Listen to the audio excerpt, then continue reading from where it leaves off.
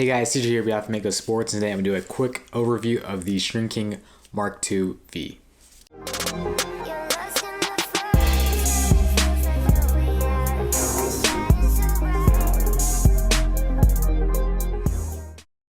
So just for clarification, the V in the Mark II V stands for versatility. The face shape on the Mark II V is basically the same as the original Mark I, but in the Mark II V it's just a little bit more aggressive and there's a little bit less flare. So it might give you a little bit more ball control than the original Mark I. So the Mark II V has the same sidewall strut design. As you can see, it's got those 3 vertical struts just like on the original Mark I, which is really good because the Mark I definitely proved itself with this sidewall design. It was very, very stiff and very strong.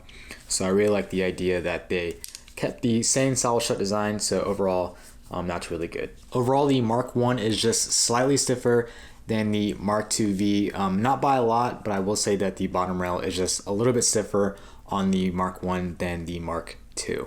So in the hand, the Mark II V feels a little bit lighter than the Mark I. Now it's probably due to the fact that there is visible coring, which is great.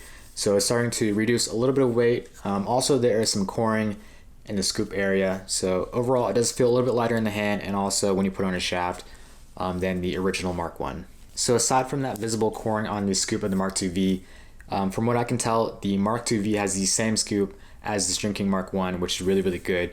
The Mark I had a really good scoop, so I like that they kept the same angle and thickness of the Mark I scoop, so it should be very, very good for ground balls. So probably the biggest difference between the Mark I and the Mark II, the Mark II, as you can see here, has a lot more sidewall holes, tend to be exact. So it's got 29 sidewall holes going all the way down the head, which is great. And also the top 5 are just slightly enlarged to help when you're starting for stringing.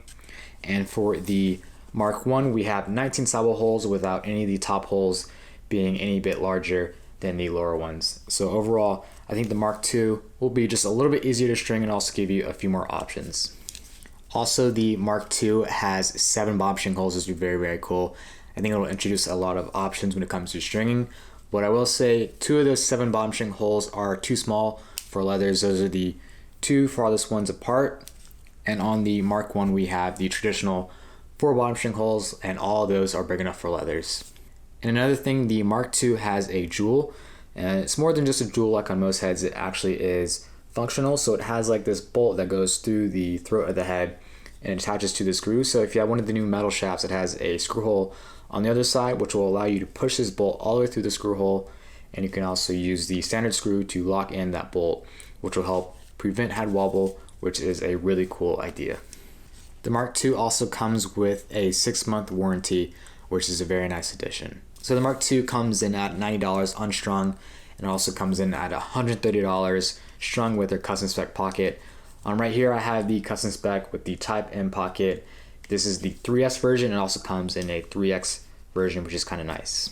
So overall, the Mark II is pretty similar to the original Mark I, but they did improve a little bit. It is a little bit lighter. They did some coring to help reduce a little bit of weight. It's still very, very stiff. They added more sidewall holes, which is great. It'll give you a lot of pocket options. Also, 7 bottom string holes, which is a really cool addition. Overall, I think it'll be a pretty good head. It comes at $90, which is about the same as really all the other high-end heads in the market. So overall, I think this is a really good offering.